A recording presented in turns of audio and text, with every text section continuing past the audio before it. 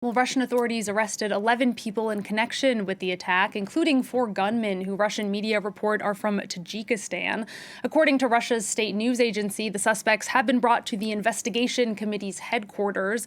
A branch of the Islamic State group has claimed responsibility and even released video of the assault. Still, the Kremlin has not acknowledged those claims, and Vladimir Putin said Saturday that the gunmen were caught trying to flee to Ukraine.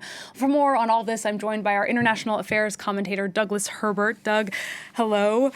Putin seems to be doubling down on linking this attack to Ukraine. Yeah, let's now cut out all both sidesism here, okay? Because one side is more credible than the other here. There are competing versions of what happened. On the one hand, you have the U.S. National Security Council citing intelligence saying that Ukraine has no involvement in this attack. This attack is solely the responsibility of the Islamic State group, a branch, they believe, of the Islamic State group, a particularly virulent branch. Ukraine categorically denying any involvement, saying that this is purely the Russia trying to create a narrative, a pretext for escalating its war of aggression against us in Ukraine. And you have ISIS itself, its own news agency, saying, hi, it's us. We're the ones who did the attack. And as you said, releasing videos that more and more have signs that point to the attackers wearing sometimes the same clothing as they were during the attack in videos from before the attack. That's on one side. On the other,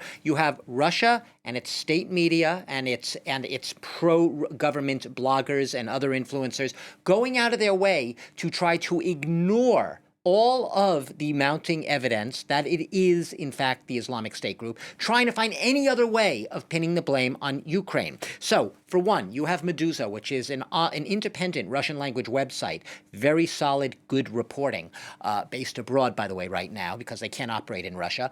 Basically, they're citing 2 Russian state media employees saying that the Russian state media and pro-government media have been instructed by the Putin administration to try to find any possible traces of Ukrainian involvement. The marching orders of the state propaganda machine are to try to piece together an alternative narrative that would lead to Ukraine's involvement, despite the denials of Ukraine and no evidence pointing to Ukrainian involvement. You also have, and I want to show you this quote, Maria Zakharova. She's, I call her the notorious spokeswoman of the Russian Foreign Ministry. She's the same one who denied that Russia had any plans to invade Ukraine on the eve of the invasion a little more than 2 years ago. She said, she dismissed all of the U.S. intelligence claims. I wish they could have solved the assassination of their own President Kennedy, JFK, so quickly. But no, for more than 60 years, they've not been able to find out who killed him after all. Or maybe that was ISIS too.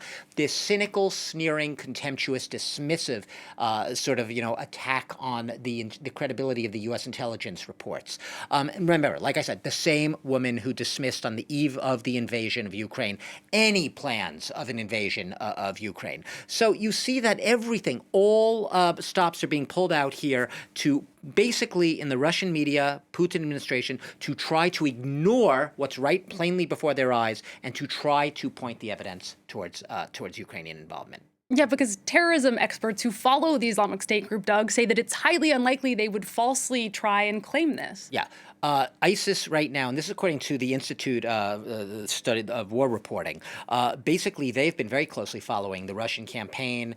They follow terror groups as well, and they say that it is highly unlikely ISIS would falsely take false credit for a very high-profile attack of this nature. Why? It's not in their interest. They're right now competing in what is seen as a very highly competitive Salafi jihadist environment. Many groups trying to get attention, trying to get eyeballs on their acts.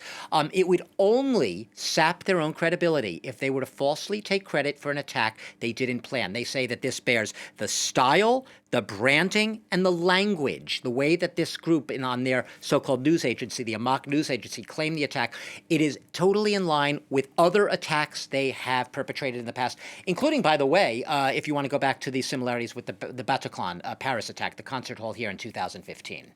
And finally, Doug, is this security failure, I guess you could call it, going to harm Vladimir Putin's image? Yeah, well, it is. At least the perception among those Russians who are able to get access to a lot of information.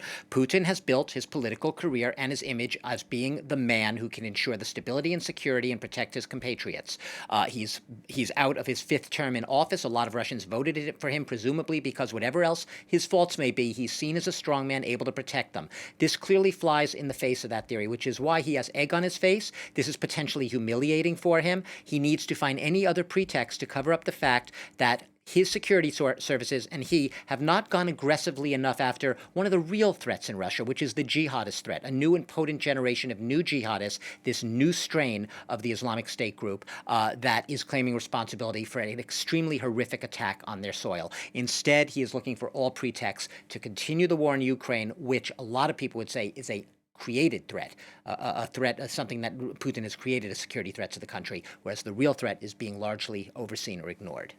All right, Doug, thank you, as always,